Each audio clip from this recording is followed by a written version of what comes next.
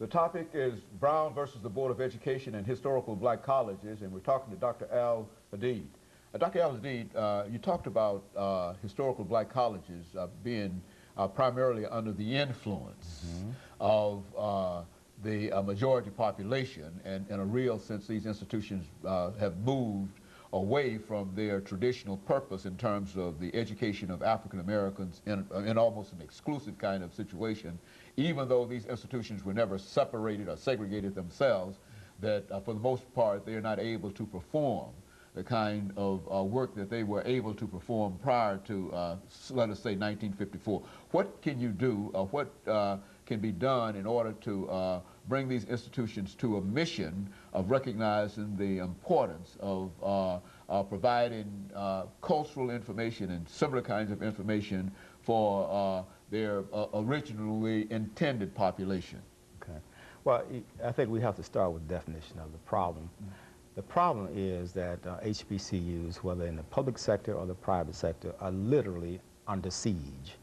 They're under siege either by state government, in terms of state government having the instrumentality to change them into predominantly white schools, or they're under siege by the private sector in terms of your private schools, because the corporation is saying, unless you generate the kind of people we want you to generate, and unless you allow us to control your schools, then we are not going to funnel money into those institutions. So they're basically under siege, whether they're in the private or the public sector.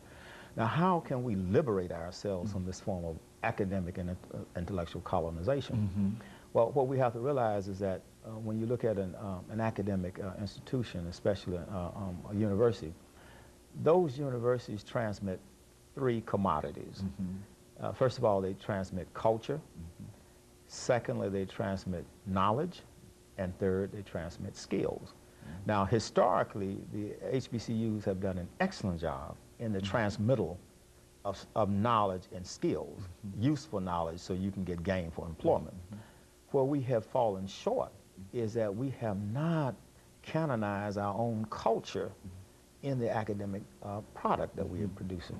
So the first order of business is that we need to revisit the general education core curriculum and also the core curriculum within each department at the university, and make sure that we have built into the general education core curriculum knowledge about our own history and culture. In other words, the curriculum should be shaped in our image, not in the image of somebody we want to work for, but in our own image. Because the only weapon that we really have against academic colonization is culture. It was culture that allowed us to survive slavery. It was culture that allowed us to survive Reconstruction. It was culture that allowed us to survive segregation. And it's going to take culture that will allow us to survive an era of desegregation when we appear to be confused about who and what we are. And the historically black colleges have always provided us with some markers and a map by which we could navigate our way through America in terms of its contradictions of democracy and equality. So then I would say that we need to retrain and re-educate our administrators. Because one of the problems that we have is weak leadership. Many of our administrators feel that unless they submit to the white power structure, that they're going to lose their jobs. And therefore, in fear of losing their jobs, then they don't really give our young people the kind of knowledge that they need to survive in America. You know, I heard you say one time, and let's have you to expand upon this, because I think this goes down the same line, that many of the young people who come to historically black institutions of higher education are what you call culturally illiterate. That's true. From a sociological point of view, what are you saying here? Yeah, maybe that term, I remember using that on the previous program. But let me take the edge off of that. I simply mean that they do not have... No, I'm not implying that it has an edge to it. I mean, I think it's, there's a point. Go on. Yeah, the point is that they do not have a deep-rooted knowledge of their culture, their history, because they have been basically bussed out of their culture. So when they were sent from our neighborhoods to a hostile neighborhood in order to get an education in the K through 12 experience, they were alienated from the culture. So when they came back home, I mean, they did not really appreciate the value of the culture that they left going on the other side of town, you know, to get an education. So many of our students, in fact, I think most of them that are of African descent, select HBCUs because they come seeking the culture. And then when they come to these HBCUs, they experience cultural shock because the curriculum itself is Europe-centered. They're trying to educate these young people in terms of a black Anglo-Saxon education. So we really need to give them what they came for rather than doing a bait and switch. And then we attract them because they think it's a black school. And then the only thing that we give them is a step show, homecoming, and the drum line, you know, at halftime, you know, and that's not the culture. What carries the culture. That's an expression of the culture. That's a non-material expression of the culture. We need to give them the culture, which means that we need to spend a whole semester talking about different aspects of our economic system, different aspects of our political system, our social systems, our family system. We need to put a value on our culture. I think we have a culture and a history that is worthy of serious study, not just something we do during Black History Month or something that we do on Martin Luther King's birthday. They've been through that in high school. So we don't need to fool them again once they get to college. We need to give them a whole semester of culture and history and the sociology of the black community, the politics of the black community, the psychological impact of slavery and colonization, you know, what the African-American family is really all about. And the only thing they know about the family is what they see on the Cosby Show. They don't know that we really have values and mores and norms, that our family is a very serious institution. And then we need to be able to link them up with their African heritage, not just the fact that there were people in Africa that built pyramids, but they need to know specific details. I mean, they should be able to run down the 33 dynasties in Egypt. They should be able to talk about the Sudanic Empire, the Songhai Empire, the Mali Empire, and know all about the greatness, because what has happened here is that our young people have been bamboozled to believe that civilization started with the Greeks, you know, and therefore they have Greek letter organizations, and we canonize the Greeks, you know, in our curriculum. But we had civilizations thousands of years before Socrates, Plato, and Aristotle showed up on the planet, or even before there were Greeks in Greece.